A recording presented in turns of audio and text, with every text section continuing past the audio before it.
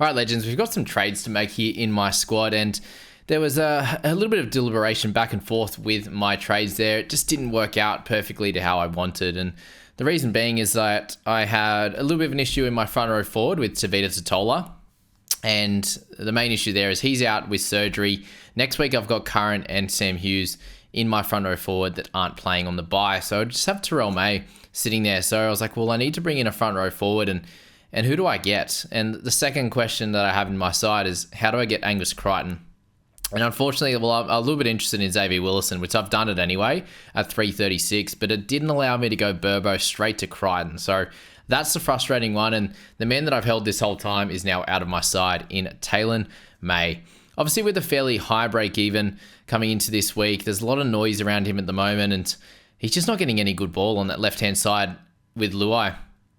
To'o's not even getting good ball either. He's had one good score, and the only reason that happened was because they ended up switching their worst edge, to his side, and he was able to get a double in that round and get 100. Other than that, he's been a mid-40s guy just in base. So that side has been struggling. I'm not sure if that might change, and I'm hoping that, obviously in this team, it doesn't.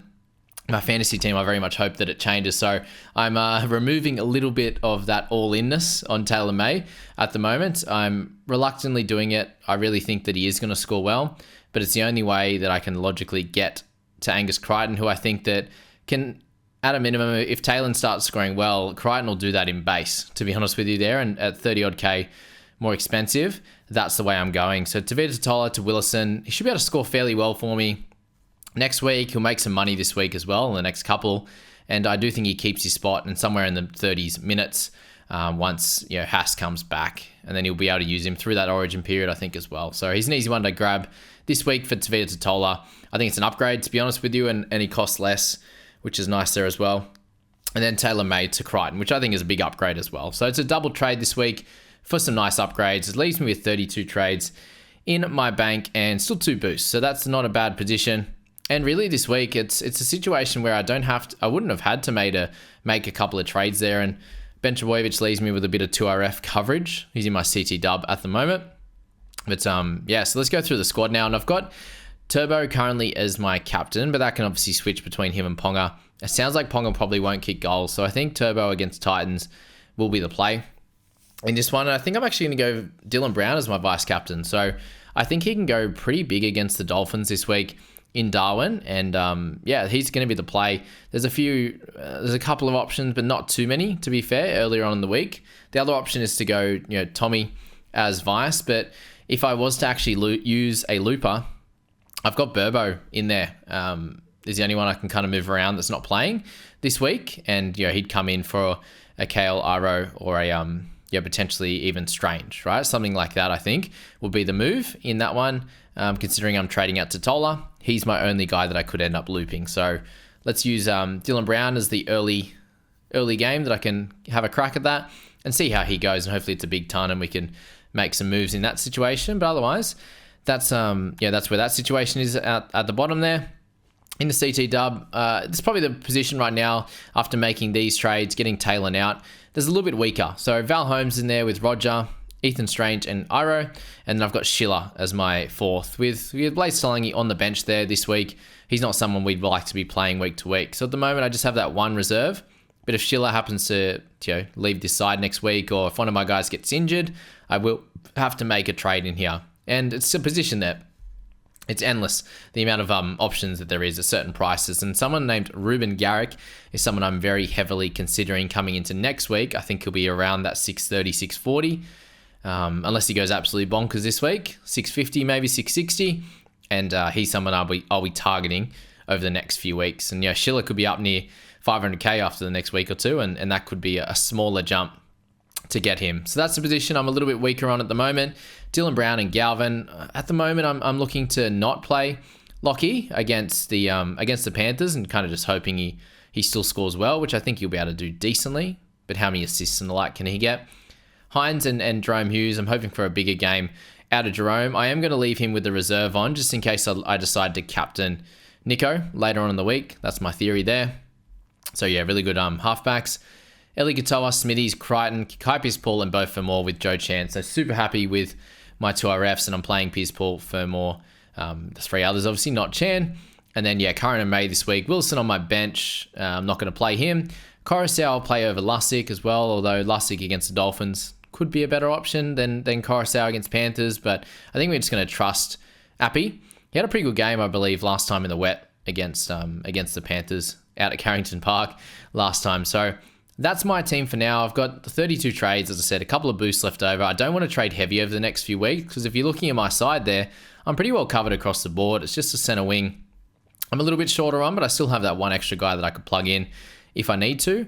Every other position is got heaps of cover and heaps of good play this week. And really, only problem I'd have is if one of Terrell or Willison got injured coming into next week.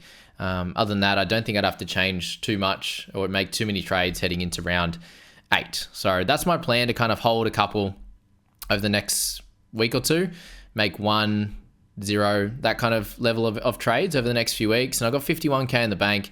I'm expecting a pretty good score this week. If we can get a little bit of a bounce back from Eli Katoa and also Jerome Hughes, I do think that the rest of our guys, we can have even some bigger games from Val Holmes, potentially a ton from a Turbo. Roger, we can get a better score out of him, hopefully similar to that of Dillbags and Hines. I'd be happy with an 80 odd each from both of them. So I think we're in a pretty good spot overall. And at worst, even if we don't score incredibly well this week, we've got good depth and we're making good money. We're well into the 13 million mark now, and I'm super happy with that there. So they're the trades for my SuperCoach overall team, and I'll show you the head-to-head trades that I've got in that team. Okay, guys, head-to-head team's a little bit different. They've used one extra trade, and it's very much a squad that I'm looking to get started with holding trades very soon. But it was about correcting where I was, the trajectory of this team. We've done that over the last few weeks, and I'm super happy with where I'm set up heading into round 7. So the trades I have made here, with Flegler having his issues, I've decided to upgrade him, and I'm going Burbo down to Kale Iro, get his cash grab, hopefully a good score out of him as well. And Flegler goes up to Adam Fanua-Blake. I'm super excited about that. Leaving some cash in the bank as well for future weeks, and I do think this is a great time to grab Adam, considering he had his big score in round 1 and he's had a bunch of lower scores in there, so his price has dropped a fair way down, even though his average there at 69.5 is sitting in a good spot. So I'm hoping for a trial too over the next few weeks when they come up against a couple of these easier sides in the Dragons, and I think it's the Titans or something like that over the next few. So that really rounds out my front row forward as well, having Henry and Hughes on the bench with Terrell May and Adam Fanua-Blake. Sitting there with Coruscant and Lussick in there up top.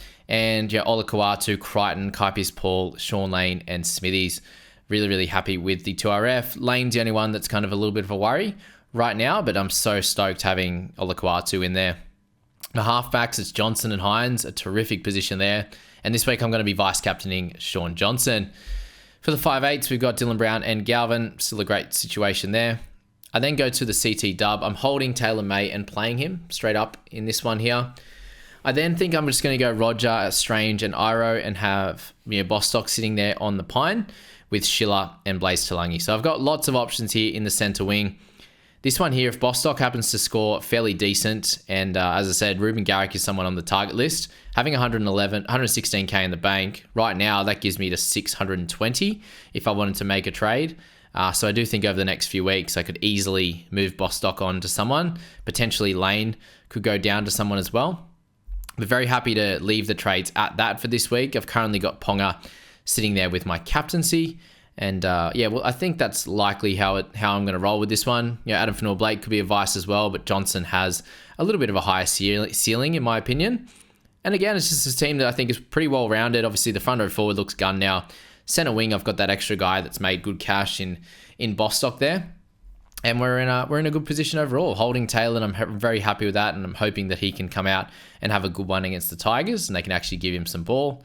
So really, it's just Sean Lane, Bostock that I think are kind of ready to be traded on, and the rest of the team is in a pretty solid position. I'm happy to hold Drinkwater. I think he'll continue to score well, and making some money, which is good. And we need to get some wins on the board in our head-to-heads. That's kind of the big thing with this squad there, is just getting some good gains there.